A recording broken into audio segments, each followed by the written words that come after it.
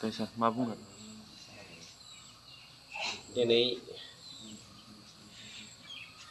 दुलाराय जोंनि आसामाव थानाय बा आसामनि बाहेरायाव थानाय साफ्रोमबो बर'सा जायफ्रा 33 बोसोर बर'लेण्ड एबा बड'लेण्ड मुभमेन्टआव इनभल्भ जानानै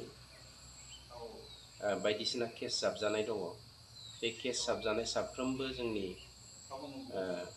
एक्स वर्कारफोर बा कमरेड्सफोर जेरै एबसु मुभमेन्ट आरो एनडिपि मुभमेन्टनि सोद्रोमाफोर नोंथांमोन साफ्रोमखौबो जायफ्रा जोंनो दुलाराय बर' फरायसा आफाद आरो एक्स एनडिपि हान्जाफोरनो गाव गावनि केसफोरखौ होआखै दासिमबो बिथांमोनखौ बे सानबानि गेजेरावहाय गाव गावनि केसखौ जमा होफैनो थाखाय खावलायनाय थाबाय।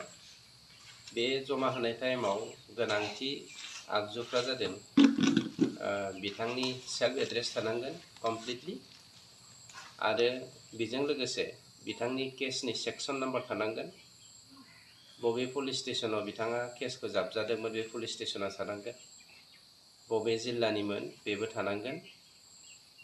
बेखौनो जोङो बिटिआर सरकारनि जानानै थामहिनबा आं सासे एनडिपि एक्स वर्कार हिसाबै साफ्रोमबो जोंनि एबसुनि सोमावसारगिरि केस जाबसिन जानाय साफ्रोमबो जोंनि एनडिपिनि मुङाव केस जाबसिन जानाय रायजो राजाफोरखौ गुरै खावलायनाय थाबाय। बे सानबानि गेजेरावनो जायफ्रा केस नाम्बारफोरखौ होफैयाखै सेक्सनफोरखौ होफैयाखै आरो सोरबा होफैदोंब्लाबो बिथांमोना गाव गावनि नामखौल' होफैदों, बेवहाय केसनि सेक्सनखौ होआखै। बबे पुलिस स्टेसनाव केस जाबसिन जानायमोन बेखौबो होआखै, बबे जिल्लानिमोन बेखौबो होआखै। बेनिखायनो गोदानै सानबा टाइम होफिननाय जाबाय। बे सानबानि गेजेराव होफैनो थाखाय खावलायबाय। बेजों लोगोसे दिनै आं जोंनि मिडियाखौ स्पेसियेलि बर' मिडियाखौ हामबाय होनदों। नोंथांमोना गोबां जोंनो हेफाजाब होदों। आरोबाव नोंथांमोननि मिडियानिजोंनो मोनसे खावलायबावनो नागिरदों। एबसु मुभमेन्टनि समाव आरो एनडिपि मुभमेन्टनि समाव थामहिनबा बर'लेण्ड मुभमेन्ट आरो बड'लेण्ड मुभमेन्टनि टाइमाव जायफ्रा मुंख्लं जालांबाय बे मुंख्लं जानायफोराबो न'खरफोराबो जुदियोब्ला सोरनाबा थालांदोंब्ला होनो बा बावगारलांदोंब्ला होखानायखौ आं बुङाखै, होखानायखौ होनानै नोंथांमोना जोंखौ डिस्टार्ब खालामनो नांला। जायफ्रा होआखै होननानै बा मिथियालासिनो दङ बा होआलासिनो दङ बिथांमोनखौ बे मार्टियार्स फेमिलिनि लिस्टखौबो होफैनो थाखाय जाबाय। एक्सटेनसन जानायनि खुनु राहा गैला। जों सानबा बा खोब मेक्सिमाम होथारबा जों 6 दिन होनो हागोन। मानोना जोंबो माखासे टेकनिकेलि खामानि मावनो गोनां जायो। ओंखायनो जोंनियावहाय ओरैबायदि खालामनो हायो। दा हमना ला मोनफ्रोमबो हालामावनो फरायसा आफादनि अफिसफोर दङ। मोनफ्रोमबो हालामावनो जोंनि एक्स एनडिपि वर्कारफोर दङ। बिथांमोना फैनो नांलाया, वाट्सएपनि गेजेरजों बर' फरायसा आफादनाव होबाबो बा जोंनियाव हरब्लाबो जागोन। जिखुनु लिडारनियाव जों बेखौ बे सानबानि गेजेराव साफ्रोमबो फैनायाबोथ' उसुबिदा। बहाबा कार्बि आंलंआव थानानै आरो नागालेण्डआव थानानै फैनायाथ' उसुबिदा। बेनि थाखाय फैयाबासेनो हरबाबो जागोन होननानै जों खावलायबाय। बेनिफ्राय माखासे जोंनाव केस दंबावो। बे केसा जादों इनसाइड स्टेट आसामनि सिङाव केसफोर, आउटसाइड स्टेट जेरै नागालेण्ड, मणिपुर, मिज'राम, त्रिपुरा बा मेघालया, नर्थ बेंगलाव बेफोराव थानाय केसफोरखौबो जायहा दङ बे सानबानि गेजेरावनो होफैनो थाखाय खावलायनाय थाबाय नोंथांमोननि मिडियानि गेजेरजों। आरोबाव मोनसे खावलायबावदों। दिनै जोंनियाव एनडिपिनि केसाव इनभल्भ जानानै जा 18सा भुटानाव दङ। सासे एनडिपिनिफ्राय एरखेनानै लामा आन्दायनानै म्यानमाराव थाबोदों।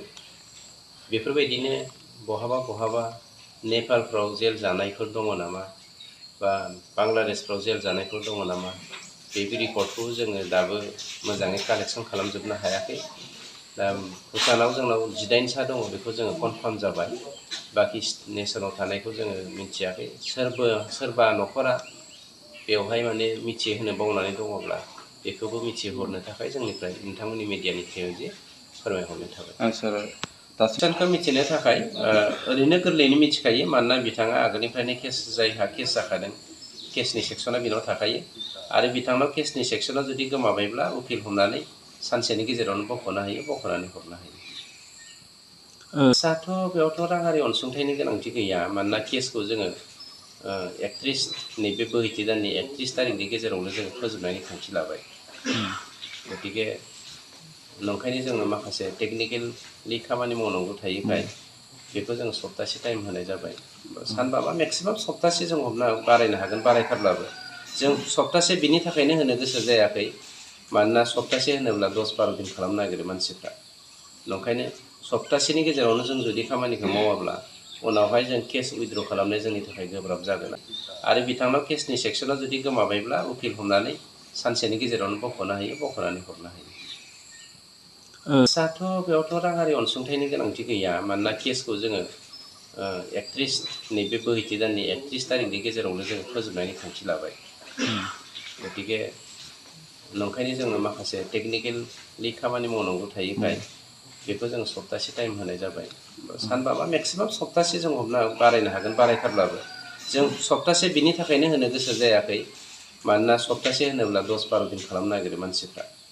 नंखायनो सप्तासेनि गेजेरावनो जों जुदि खामानिखौ मावाब्ला उनावहाय जों केस उइथड्र खालामनाया जोंनि थाखाय गोब्राब जागोन आरो बे केस उइथड्र खालामनाया पार्सनेलि जागोन बेवहाय एबसु आरो एबसुनि मुङाव केस जानाय आगुनि जाय केस गोनांफोर बा एनडिबिनि मुङाव जाय माने केस जानाय आगोलनि वार्कारफोर बिथांमोना जोंखौ जेन उनाव ब्लेम दा खालामथों बेनि थाखायनो बेखिनि खाबुखौ होफिननाय जादों। सार हाइनेस नन हाइनेस केसनि एनडिबि होनांगौ फारागथिया मोनफ्रोमबो हाइनेस नन हाइनेस केसखौ उइथड्र खालामगोन गभर्नमेन्ट अफ इन्डिया बेखौ जोंनो एसुरेन्स होदों। खिन्थु बिदि होननानै जोङो मिडियानि गेजेरजों माबायदि हाइनेस केस नन हाइनेस केसखौ उइथड्र खालामगोन जोङो सिगांनिफ्रायनो बुंबोबाय थाखादों। माखासे टेकनिकेल प्रब्लेमनि थाखाय आं बेखौ नोंथांमोननि सिगाङाव बुंनो नागिराखै खिन्थु it's and every cases will be withdraw.